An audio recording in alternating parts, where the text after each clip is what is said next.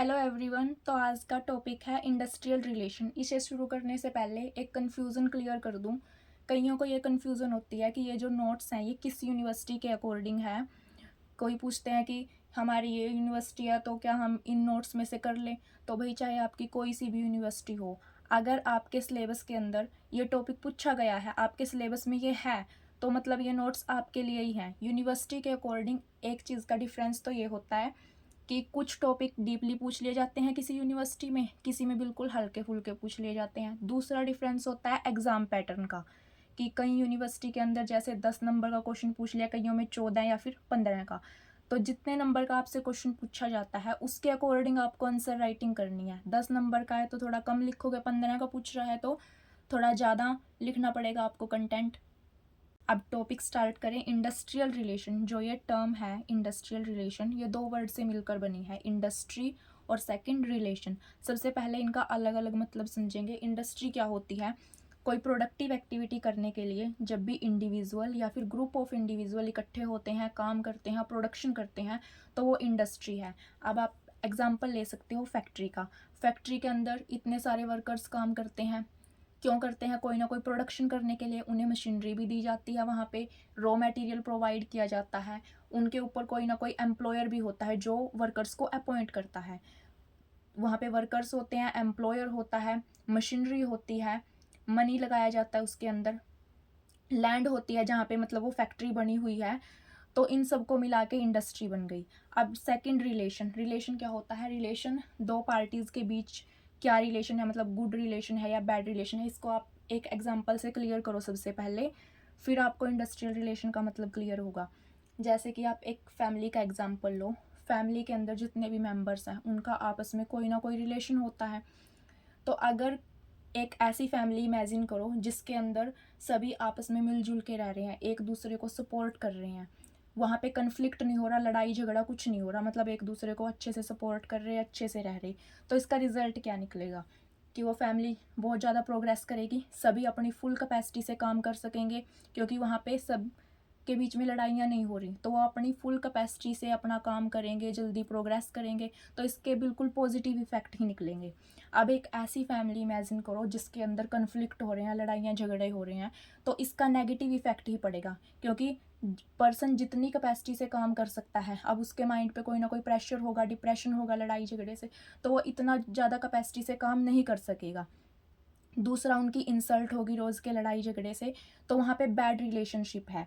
तो ऐसा ही जैसे फैमिली में होता है, ऐसा ही इंडस्ट्री के अंदर भी रिलेशनशिप होता है, क्योंकि इंडस्ट्री के अंदर इतने सारे वर्कर्स काम करते हैं, एम्प्लॉयज़ होते हैं और एम्प्लॉयर होते हैं।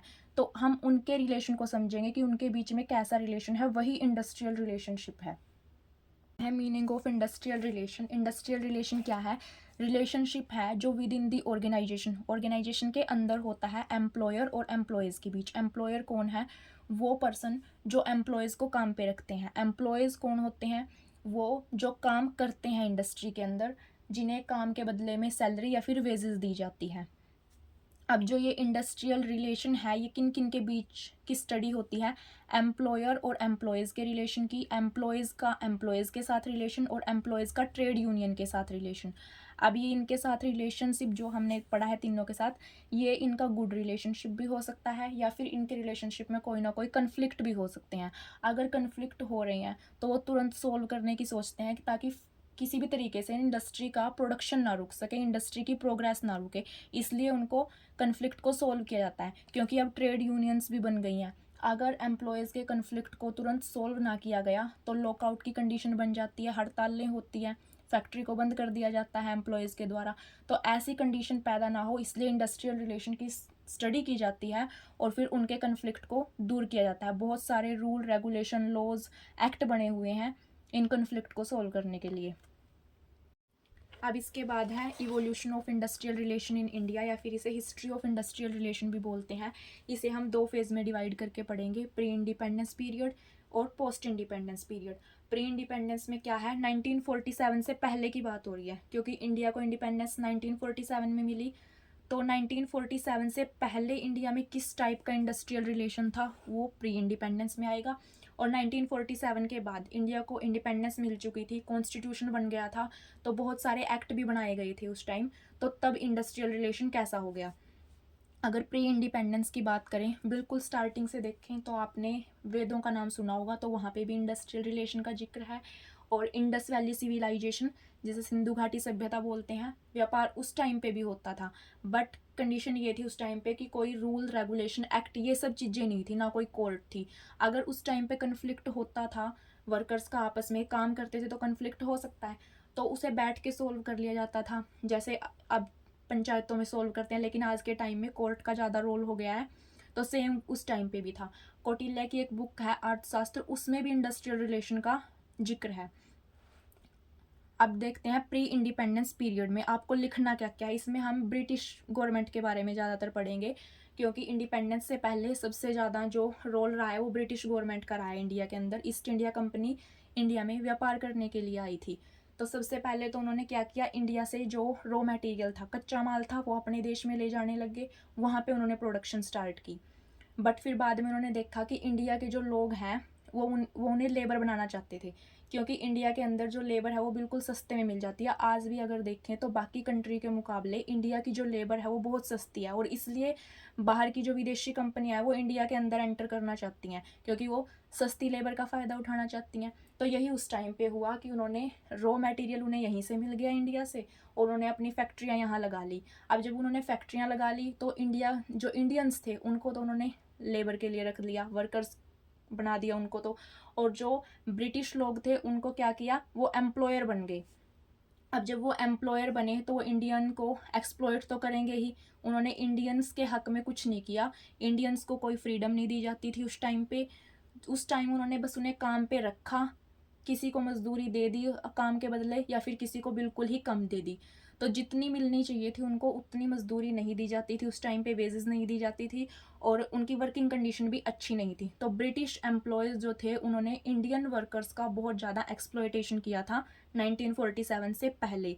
उसके बाद सेकंड जो फर्स्ट वर्ल्ड वॉर आया था वो 1914 के अंदर आया था। फर्स्ट वर्ल्ड वॉर के टाइम पे भी इंडिया के अंदर कोई भी ट्रेड यूनियंस नहीं थी, मतलब कोई भी ऐसा नहीं था कुछ कि जो वर्कर्स के हक में बोल सके। बस ब्रिटिश गवर्नमेंट उनको एक्सप्लॉइट करती जा रही थी। बट फर्स्ट वर्ल्ड वॉर के बाद ब्रिटिश गवर्नमेंट ने क्या किया कि ट्रेड डिस्प्यूट एक्ट लेके आए 1929 में।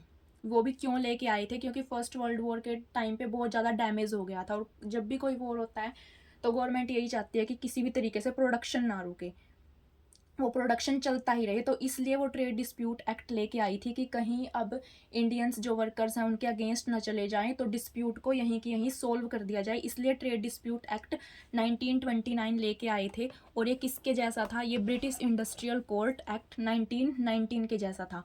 फिर उसके बाद तो एक्ट बनने ही शुरू हो गए। फैक्ट्रीज एक्ट 1881 आया। 1907 में पोस्टल यूनियंस थी जो बॉम्बे के अंदर, वो फॉर्म की गई थी।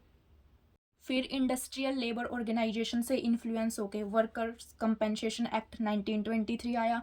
ट्रेड यूनियन एक्ट 1926 आया। और भी बहुत सारे एक्ट आए, जो एक्ट का मेन मकसद क्या था इन एक्ट का, कि जो वर्कर्स हैं उनको प्रोटेक्ट किया जा सके। मतलब जितना वो काम कर रहे हैं उनको उनके काम के अकॉर्डिंग वेजेस दी जाए, सैलरी दी जाए, और उनकी जो वर्किंग कंडीशन है जहाँ पे वो काम कर रहे हैं वहाँ पे फैसिलिटी दी जाए, कुछ ना कुछ वहाँ की कंडीशन अच्छी हो। अब नेक्स्ट है पोस्ट इंडिपेंडेंस पीरियड। इसमें 1947 से बाद की बात हो रही है, जब इंडिया को स्वतंत्रता मिल गई थी उसके बाद। तो इंडस्ट्री से रिलेटेड सबसे पहले क्या आया था, इंडस्ट्रियल डिस्प्यूट एक्ट 1947 आया था। ये क्यों लेके आए थे इस एक्ट को, इंडस्ट्रियल डिस्प्यूट को सेटल करने के लिए। अगर इंडस्ट्री में कोई कन्फ्लिक्ट हो रहा है, एम्प्लॉयज़ का एम्प्लॉयज़ के साथ हो, एम्प्लॉयज़ का या एम्प्लॉयर के साथ हो, कोई भी कन्फ्लिक्ट हो रहा है, उसको इस एक्ट के अकॉर्डिंग हैंडल किया जाएगा उस डिस्प्यूट को।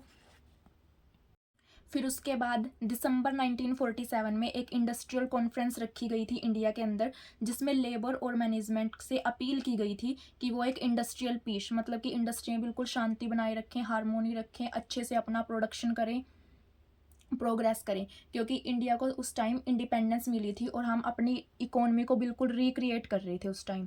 तो इसलिए उनसे अपील की गई थी, लेबर से भी मैनेजमेंट से भी, कि इंडस्ट्रियल पीस को मेंटेन रखें।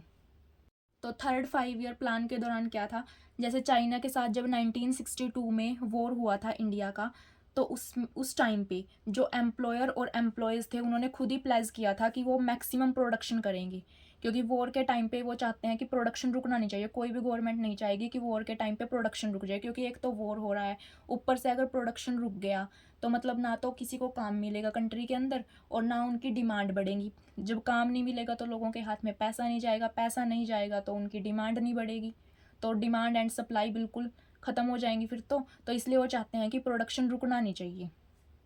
इसके बाद 1975 में नेशनल इमरजेंसी डिक्लेयर हो गई थी।